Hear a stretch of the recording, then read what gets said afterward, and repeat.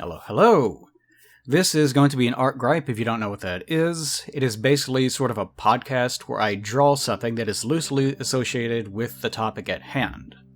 And because it's stream of consciousness, I will just start rambling about all sorts of crazy stuff, and who knows where it's going to go.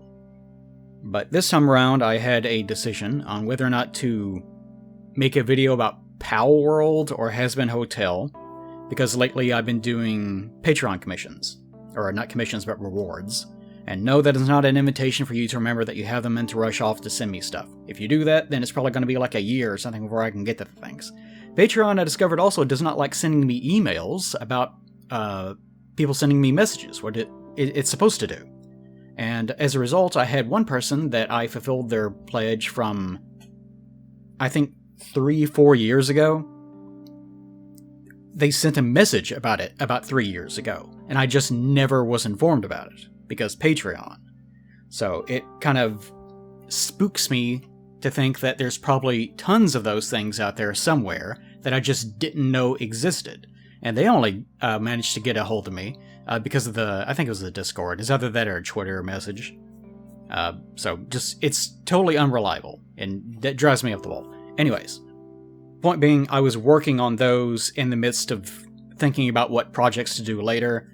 Because I was doing writing. I'm writing like a Dragon Ball video because you guys love that stuff. And consequently, I could not really... I can't play Pal World. And I can't say that I was strongly motivated to play Pal World either. Even though I know you guys are probably aching for me to draw that cat with the witch hat on it. I don't know. I'm not terribly concerned about it right now. So I watched Hazbin Hotel instead. It's only up to episode 6 right now. I have not seen episode 7, if there even is one. I don't know. It airs on Amazon Prime if you're curious. I am not privy to all the... What's her name? The creator. Vizzy Pop or something like that. I don't know about all that stuff. She has a huge existing fan base. Way, way bigger than mine, certainly. Way more accomplished than I am, etc. So forth. I'm not an expert on all that. I don't know the voice actors aside from Keith David. Keith David is in this series, which kind of surprised me. Especially since my favorite movie is the Thing. So it's always kind of fun seeing him pop up and having images of childs running through my head. But yeah, I'm not going to be a source of information on this. This is just going to be my response to it. And that is going to be sort of a narrow response as well. And I say that because I've tried to record this several times before, and I got 7 minutes in just a few minutes ago, and I gave up because I started rambling about something I didn't know anything about, and I realized it. So, I will say briefly, this show is very musical focused, because the creator is musically focused most of the time. There is also the show Hell of a Boss on YouTube, same universe. There's also the pilot for the show that came out around the same time, I think. The pilot's animation is very wonky, if I remember correctly. It's been years since I've seen it. Which is fine. I miss a pilot. I'm not going to judge that. It's just a pitch. And the tone is generally the same, though. Hell of a Boss and this show have very similar tones as well. They kind of seamlessly fit together for the most part. The only major difference is that Hazbin is, again, very musically focused. There are, I think, always 2 songs per episode, where characters kind of abruptly start singing. It can be a little bit jarring. There may have been one episode that had 3 or 4. I don't remember. Because myself, I'm not really concerned with the songs. I don't care about musicals. I never have. It's one of those things that's not really for everyone. I'm not really musically inclined. I love music. And when I try to show people the music that I'm interested in, they always say that I have really great taste, which doesn't mean anything, but at least I'm trying to explain, I love music. I have no musical talents, though. In college, I actually had to go to the teacher and practically beg them to help me because I couldn't understand what the hell they were talking about most of the time.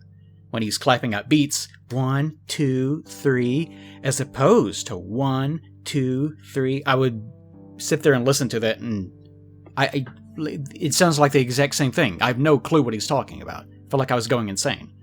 Anyways, point being, I'm not in the wheelhouse. I'm the wrong person to ask. Some people have asked me to write out lyrics for songs before, which I've done. I've written like 1 or 2 songs for people. I'm not really talented at it. Writing, you may not know this about me, I don't know, but I've written a book before. I never actually got it published because that's when the YouTube stuff took off, so I just never got around to it. It's still sitting on a hard drive.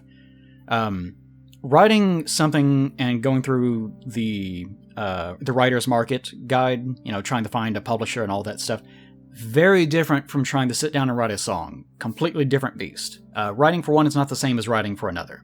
You're not going to be a dramaturgical genius and then turn around and, write for the B-52s or what. I don't know why I chose them. No one knows who the B-52s are anymore. Anyways. I can't judge the music. That's the point. It seemed fine. There was one in like one of the middle episodes, I can't remember which, where they were discussing like scream talking. That's mostly what the show is. People yelling at each other. There's like a council of naughty people and they're talking about the death of an angel. And without trying to spoil anything. And the song in that, I do remember, I didn't really care for it at first, but it kept ramping up, and I really liked the delivery of whoever was singing it, and I liked the lyrics of it. They were very, very literal, but the delivery was really spot on. And that's probably my biggest impression from any of the songs. Otherwise, I was not really gripped by any of it. Part of it was that I was working at the time, and I couldn't really keep looking up. It's a song, so when people are screaming lyrics, then often you can't understand what they're talking about without actually like reading subtitles or going back and listening to it over and over and over again. That's just the nature of music sometimes. Which is a bit of a problem in this show, because I found that most of the time when they have an actual plot, most of it is being carried by the song. There will be long stretches where almost nothing is happening because it's sort of just character mischief.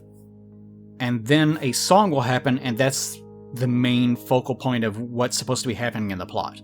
And if you don't catch that, then you're going to miss a couple of things. And you can sort of get the impression of what happened, but since all of it was being carried in musical form, you might lose track of things. But all that to the side, like, I didn't really care for most of the characters. I can't remember their names either. Like, Niffty, I like Niffty, but she's very two-dimensional. She's just one of those joke sort of goblin characters that is very aggressive and weird and apparently enjoys having pain inflicted on them and so on. There's no depth to the character at all. But, just a cute character. Little tertiary sort of design character. And apparently it goes back, I found people doing fan art of the character from like 2021 or 2020, which could have been a reference to the pilot. I don't remember if she's in the pilot. It could be that the universe goes back further than that to like comics or some other work that I'm not aware of. I don't know. I do not know. The serpent guy, I kind of liked him. I don't care about angel dust at all. That's the sort of furry white spider guy thing. It seems like everyone is more obsessed with him. I don't care about angel dust at all. I'll talk more about him later, because it sort of loops into another thing I wanted to talk about. The characters didn't really grip me. The thing I actually found the most perplexing was the world building in the universe, the setting. I found it very confusing, because the world building in the show is almost non-existent, despite the fact that the entire premise of the show hinges almost completely on understanding it. Now, obviously, it's like heaven, hell, it's based on real-world Christianity, but it's doing its own thing.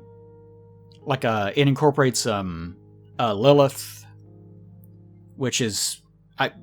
this is one of those things. I was raised in a very, very Baptist community.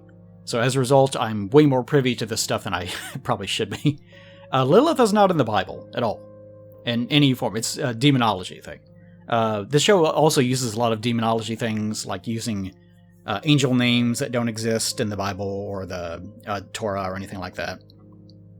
It's,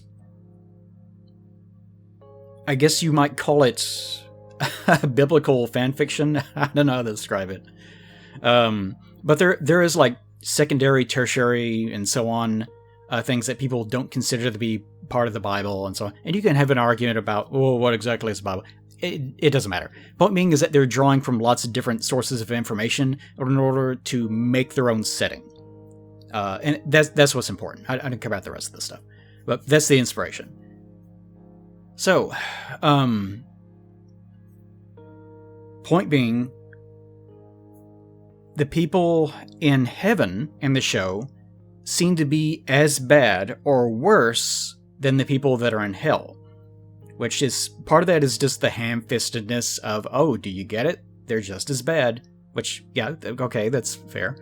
But also, there's other confusing elements like, how do you get into heaven in this setting? Or how do you get into hell in this setting? And they never mention it. It's not really clear. It sort of seems like it's a salvation through works sort of thing. Like, not faith, depending on your religious affiliation and so on, depending on beliefs and so on. Usually Christianity is all about the idea that no one is perfect. There's no such thing as living a perfect life. It doesn't matter if you do drugs or kill 1 million people or so on. You can still be saved. That's the general premise of Christianity. And some people hate that, some people love it. Not the point, again. That's not what this discussion is about. But as far as this setting goes, I'm not clear on what exactly the rules are supposed to be. But it does seem to be more of a look how good people are or look how bad people are sort of pitch. Because that's what the Hazbin Hotel is supposed to be. The main character, Charlie, takes in residents of hell and then tries to, in theory, tries to convert them into being good so that they can get into heaven. But she didn't run this idea past anyone in heaven at all. She just created the hotel, and throughout most of the episodes so far, she's just trying to get a meeting with someone up there so that she can pitch the idea to them, even though she's already running the hotel. Plus, in the running of the hotel, there are almost no examples of her actively trying to help anyone. There's one episode where they're like doing trust fall exercises, and throughout the series so far, there are cases where characters sort of talk to one another in usually completely unhelpful ways. But there's not really... This should be like a house of like therapy, but there's no therapy. So what exactly she thinks she's doing there, I don't know. But I guess that's supposed to be part of her character, is that she's well-meaning, but she's directionless and she doesn't have a plan. I guess. It's not clear to me if that's supposed to be part of the show's narrative, because they don't really go into it. But whenever she's presenting this, and this is sort of a spoiler, but not really. Whenever she's presenting this idea to higher-ups, her argument for why people in hell should be able to get out of hell and into heaven usually just comes down to whataboutisms. Just, sure, they're bad, they're doing bad things, but look at what you guys do in heaven. You seem just as bad, which is, not an argument. It's just, misdirecting things. Or the argument of, which usually is, this is how people I've found, if you talk about this sort of thing in real life, usually people use this argument. It's not a big deal argument, which is, sure, this person is doing drugs, having sex with multiple partners, like just cliche things that Christians would have a big problem with. Maybe even they kill people from time to time, but hey, it's not a big deal. Look at the problems that they deal with every day. Look at the stress that they're under, so forth and so on. Just things like that. Which again, is not really helpful, and it's not really much of an argument.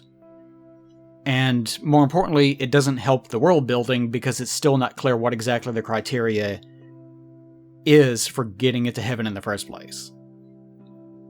Also, there's not really a portrayal of what exactly is so great about heaven. Whenever you briefly see it, they're kind of, of course, it just launches into a musical number again. And people are just proclaiming that it's good there. But you don't really see anything that's really that different, other than just the fact that people are singing. I don't know. The heavenly arguments against all the people in hell being reformed is usually just look at how bad they are. Because they end up reviewing, I think, Angel Dust. Like, look at Angel Dust, our star character. Look at how they're getting better, sort of. And he doesn't really get better in that episode, so it's not a great pitch. So they point out, well, no, it's still bad.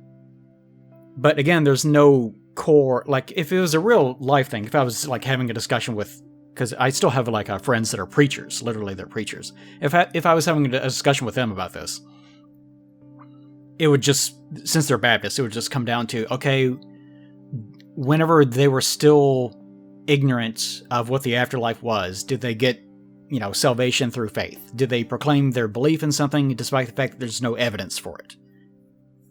Did they profess that they could not save themselves, so they put all their trust in Jesus and so on? That old rag, that old song and dance. And if the answer is no, then that's it. That would be closed case. That's the end of it. Because that's the entire test, as far as Baptists are concerned. If it's a different denomination or different belief system entirely, that changes. Again, point being, it depends on what this setting's rules are, and I don't know what the rules are, because it seems like the rules are just... It's almost like listening to someone that has absolutely no religious background whatsoever, talking about what they think heaven and hell is. Because they don't really have an understanding of any of it. Because I have had those sorts of conversations with people before as well, where all of it comes down to, well, it's not a big deal, or I don't think it should work that way, and just things like that. They're not really talking about the thing that they're talking about, they're talking about their ideas and their perceptions of what things should be or shouldn't be, and it's based on their own ethical values that they really haven't explored that deeply. And that's what it feels like whenever I'm watching the show. So again, world building, kind of weird. As a result, the setting does seem kind of ham-fisted in that regards. It doesn't explore that stuff. It really, the series, my impression is that it seems more intent on platforming artists.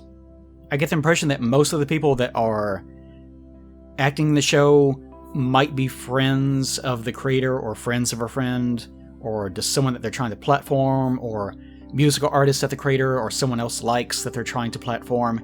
It really just seems like it's more intent on showcasing things, as opposed to telling a story or exploring any ideas. Which is my general criticism of the show itself. Because again, the portrayal of heaven and hell, it seems very childish. It really reminds me of growing up in the 90s, and talking to kids that I knew that thought that hell would be a cool place, where they would just do weed all the time, and they would skateboard and listen to heavy metal, and the demons would be super fucking cool. Just whatever they were imagining. They have no concept of what the actual portrayal, the pitch, the biblical pitch of hell is supposed to be. They just, it's just whatever they imagined. They like the idea. They like the metal music inspired trappings of things that they see on album covers in that case. And in this case, it seems like the setting is also sort of that. It's more about style than it is actual substance. Which I don't mind necessarily. But also the show itself, Hazbin Hotel, is supposed to be about reform. It's trying to take people that are murderous or crazy to the point that it's cartoonish. Or, they're addicted to drugs or sex and so on. Just things that are generally considered bad because you're addicted to it. You're completely, enthralled by it. And supposedly the appearance of the characters is supposed to reflect the things that they most detest about themselves. And I think the ones in heaven, maybe how it works for them is that that's how they want to perceive themselves. I don't know. I don't know because the series doesn't tell me. So I have no way of telling you. But if the characters despise these things about themselves, like in the case of Niffty here, she has this one big eye, so I assume that having one big eye might be some sort of physical characteristic that loops back into being like having monomania, like being completely focused on one thing and one thing only, a lack of self-exploration maybe. Again, I don't know. That's not the tone of the show. But it is supposedly the pitch of the show. It sounds like it's supposed to be a show about therapy, about healing and growing and recovery. And ever so often, it sort of briefly dips into that, but not by much. Which I think is disappointing, because a show about like healing and recovery seems like a really great pitch for a show. But again, the show doesn't really seem too concerned with it. It seems way more preoccupied with just the style and insubstantive nature of the art direction of the show. So the characters don't really do any self-examinations most of the time. They usually just are cartoonishly attacking one another, often killing other characters, or talking about how everyone wants to fuck them, or there's a lot of drinking. It's like watching the Orville, where every episode has to end with everyone getting completely wasted because they don't know how to communicate beyond just taking huge amounts of alcohol.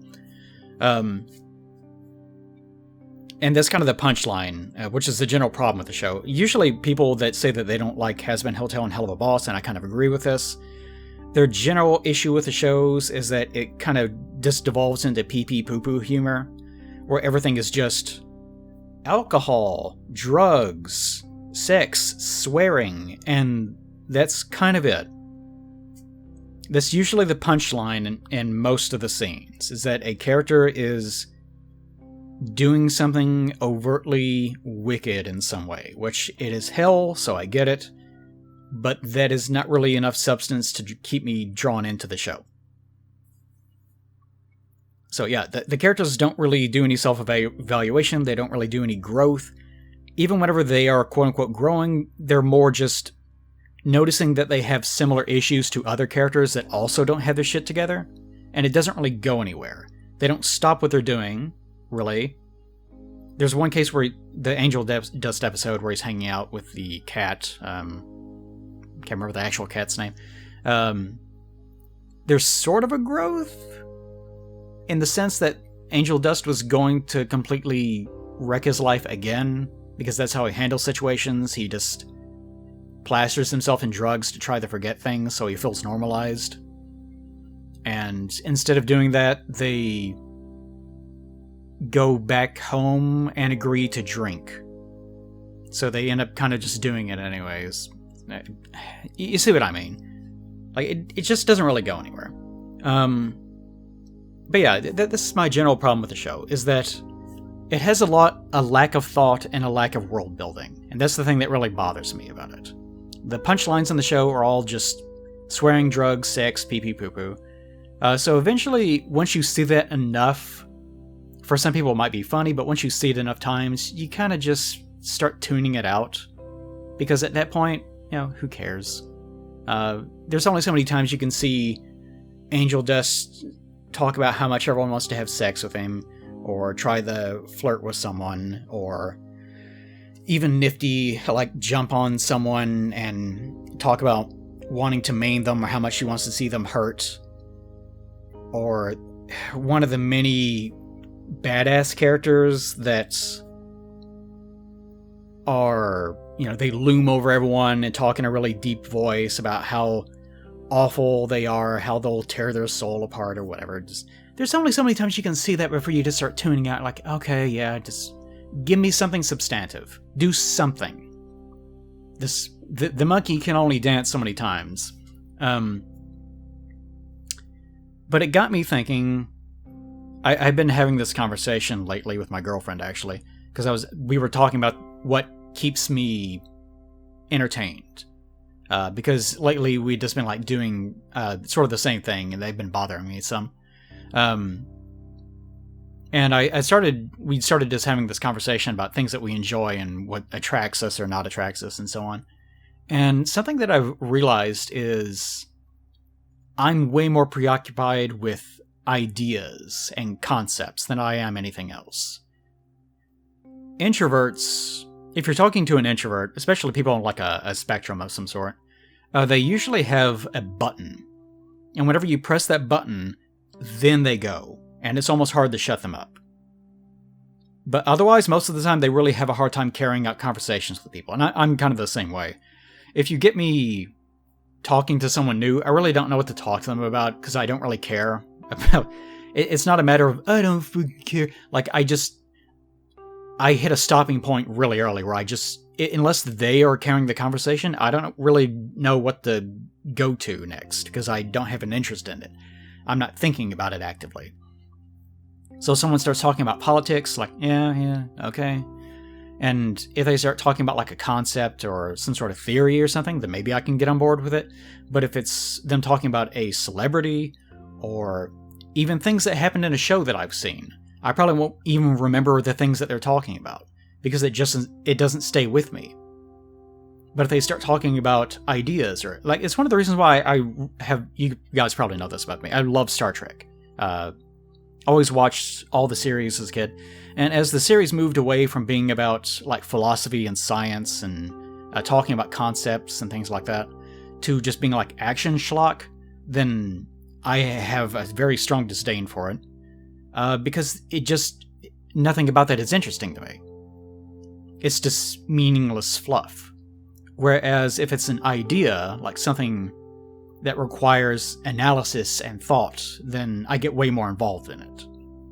Which is not me, like, I'm so smart, my farts smell so good. But, I know there's something about that to me. This is the way that I've always been. I actually would kind of prefer it if I wasn't that way, if that's what you're thinking. It would be nice if I could actively enjoy things, like even like action shows, like an action movie or something. If it's a really stupid one, where there's something comedic happening, I can get on board with it. But otherwise, whenever action scenes happen in movies, I tend to just check my phone or tune out or go back to working. Because it's meaningless. It doesn't mean anything. I know, well, the characters will get out of whatever they're happening. So, unless the action itself is very interesting in some very particular way, like something I've never seen before, then maybe that'll keep my attention for a brief amount of time. But otherwise, yeah, I don't care. It really... If it's about the characters if it's about the characters doing something that is relative to their character. Like there's something about this person, they view the world this way, and that requires you to go, how are they going to handle this situation? Because this character thinks this and this character thinks that. Then that's what keeps me involved. Because that's character writing. That's one of the reasons why they tell you to do that. But yeah, it's how I view things. But yeah, introverts, whenever you hit their button, they go. And sometimes their button is their favorite TV show. For me, obviously, it's like concepts, like a mental approach to things, analysis, in other words. That's the reason why I do these art gripes, is because usually I have these just generalized thought videos. And I can have them because whenever you get me going about just talking about concepts, I go. And it's one of the reasons why I don't really have much of a problem recording these really long videos. Because that's just how I am. I think on those terms. And whenever I'm having to think about things that are more specific and down the earth and grounded, then I kind of lose track. Yeah. But yeah, minor ideas and concepts. Whenever it's all just events or actions without any substance, I just lose interest. And that's kind of my generalized problem with Hazbin Hotel, I suppose. Lately, also...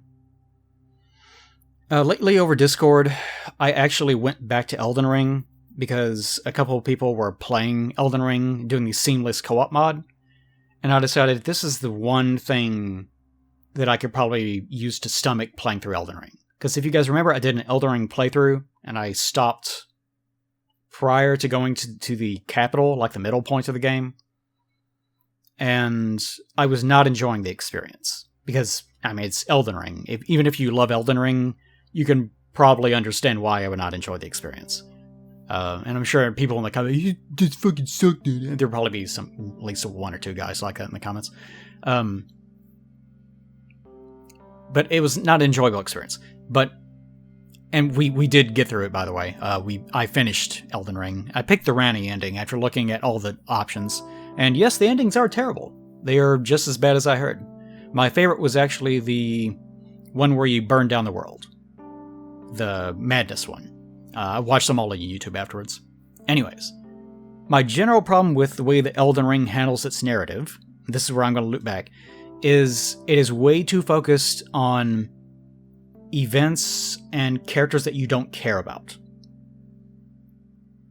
In Dark Souls 1, I really like Dark Souls 1, not because of linking the fire, because who cares about linking the fire, really? It's kind of interesting that it happens suddenly, you're like, wait, what happened? And that's it. And I think that's what they were going for. That's why the endings were so garbage in Elden Ring. They were trying to replicate that, but they didn't understand why it worked in the first place. But I care about Dark Souls 1's story because I care about the characters. Like, I liked Sigmire and Laurentius and characters like even like Quelaag, for example. Just a boss character, like this naked spider lady. But the more that you find out about her, the more that she has a substantive story that actually seems humanized.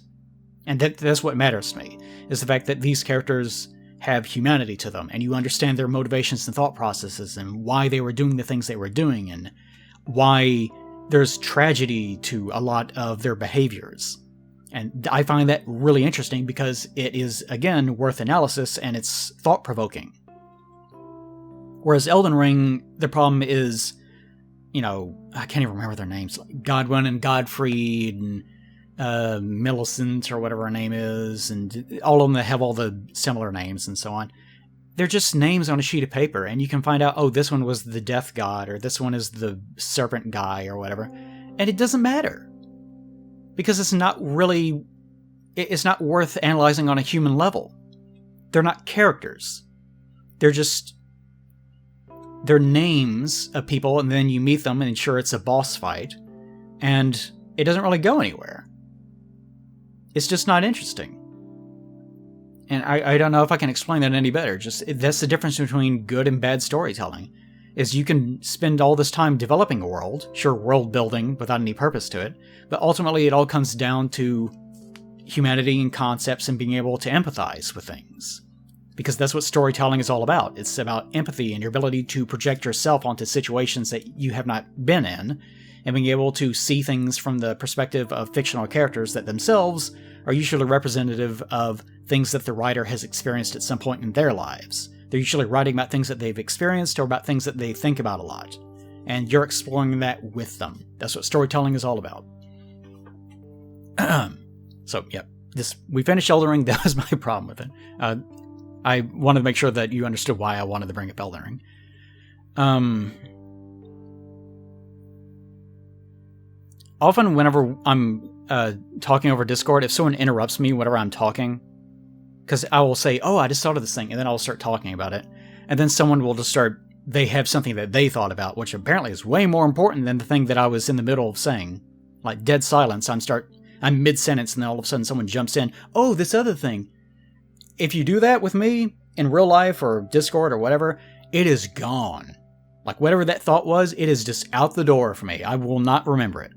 Because from that point forward, the only thing that I'm thinking about is the fact that I got interrupted, or something about Discord, or the nature of the interruption, or whatever that they are talking about. This 100%, that thought bubble goes, it pops. So that's one of the reasons why art gripes are good for me, because I can think unimpeded for the most part. And even when you've seen me do this, even whenever I'm doing the art gripe, I'll be talking about something, and then another thought will come into my head, and that old thought is now gone. It may as well have never existed. This common problem with me. Anyways, so this what got me thinking about that. Whenever I'm talking with my girlfriend, the time since I was talking about this earlier, the time that I value the most is whenever we're talking about things that have ideas and things that are worth discussing. things that have substance. Like, we were trying to find something to watch, because we've been watching, like, MASH, old episodes of MASH, and I like MASH well enough, but you don't really talk about anything in it. You kind of just watch the things that happen with the characters. And we were trying to find something else, and just like Third Rock from the Sun, because it's funny. But I found I don't feel like watching this either, because and I figured out why. It's because there's nothing worth talking about. You're just watching, haha, funny thing happen, and that's it. There's no substance to it. And I've discovered that whenever I watch things, I really need them to have something worth talking about. Over Discord recently, since we've been doing our little watch parties while I work, we've been going through things like Adventure Time, or, well, we haven't gotten to that yet, or Orville, things like that, which is a similar show to Star Trek. And it's good to go through those things, because even if they're like simple, like Adventure Time's a great example, because, it's just Adventure Time. But it does have things in it that are about growing up and, just whatever. It's substantive. That's the point. Whereas with Hazbin Hotel, it's not exploring its setting. It's not developing any ideas. The characters are usually completely over the top, and they're cartoonish or extreme or so incredibly selfish that their problems seem almost two-dimensional, even if they're relatable. Like Angel Dust, for example. His problems are probably the most relatable you can get, because Angel Dust is in a bad situation, which, granted, he probably got himself there. He's extremely... He puts up bullshit fronts where, everyone wants me, I'm so great, and everyone else buys it, I guess, except for one character. So in theory, like a drug addiction and being stuck in bad situations you can't get out of, and things like that. Those are very empathetic situations that you can really latch onto if you're a viewer. But it's hard to with these characters because they're so ludicrous. And because the writing does not really treat the topic with any reverence. Even with a character that is addicted to drugs, is by his own admission, like, being forced into prostitution with, like, 30 guys a day or something ridiculous. It's just so over the top that you can't really identify with any of it. You kind of detach from it, and it doesn't really matter. And that's part of its problem. Now again, I don't really care about Angel Dust, but it's probably the only character that they put that much effort into making quote-unquote human. A lot of the rest of them, you can see like little bits of... You can empathize with them because they're like cute. They're like mascot characters. Like, the character that I'm drawing here, Niffty, she's a mascot character in the sense of there's no substance to her. She's just fun to watch because she's the little psychotic gremlin character. But other than that, that's it. She's not a person. And even the Serpentis, or whatever his name is, guy, he's like mistreated, and you can tell that he's just trying desperately to find some sort of connection with people. But it's really not that deep, and he's also so comical that it's hard to empathize with it. So yeah, this is my general issue with the show, I guess. Anyways, yeah. The show just needs to establish why people are in hell or heaven in the universe. Because right now it's just sort of vague notions that people are good or bad, but it doesn't really stipulate why they're good or bad. I mean, as a viewer, you can certainly see that and go, oh, I hate this character, or I like this character. And it's clear that they're trying to code them as being good or bad, but it's not 100%. They're not really nailing that. Yeah. But after you do that, and you establish why people are there, and why they need to leave, or how they're improving, then you can establish what constitutes improving or healing in the setting, and then you can start planning around that instead of the completely random chaos and directionless potty sort of humor that the show otherwise has. If you manage to establish what the characters are and what, why they're good or bad, how they're healing, then you can establish what exactly is so good or bad about their natures that keeps them in or out of these places, and then you can, expand on that. But yeah. That's my general criticism, is that, and it kind of goes for Hell of a Boss, too, is that their shows about heaven, hell, why people are in heaven and hell, but it's really bad at it because the writer obviously doesn't care about why exactly they are there. They just like the dramatics and the style, more importantly, of the show. They like this style, this black, red, white is everywhere. Like even in the Angels, it is everywhere in the show. This is visual style. And Hell of a Boss as well. All the characters look exactly like that. Again, even the Angels for some reason. So you can tell that is the thing that they are most preoccupied with, is how much style the show has. They don't really care about the characters. I feel like they really need to have some sort of advisory writer brought in that cares more about that sort of stuff. Because the show is fine. Like, I'm probably being overly harsh with this. I generally like the show. There's nothing wrong with it. But it really does need to have that one... It needs to have that one voice on staff that's saying, no. Like, this part is fine, but it needs to have this. I think Futurama had the same problem, if I remember. One or two shows I can think of actually had this sort of issue. And here we go, final drawing. Whoops, missed that. Yeah, I messed up in one or two places. Oh well. Anyways, final drawing. It's fine. I've kind of been in a rut lately, so I'm trying to get back to the point where I feel like I'm drawing correctly again. It always seems to happen whenever I'm doing the Patreon stuff. But I discovered I need to focus more on like overlaying primaries, and in this case I need to be less aggressive about trying to colorize my line work. I should have kept it more even. But anyways, every drawing has mistakes. This one, again, plenty of them. It still looks fine, for the most part. Same thing with making a television series. It's not going to be perfect, but one of the advantages of having more seasons is that you continue to grow. Like at Star Trek. Like I said, I really like Star Trek. I grew up watching TNG. TNG Season 1 is terrible. It's really bad television.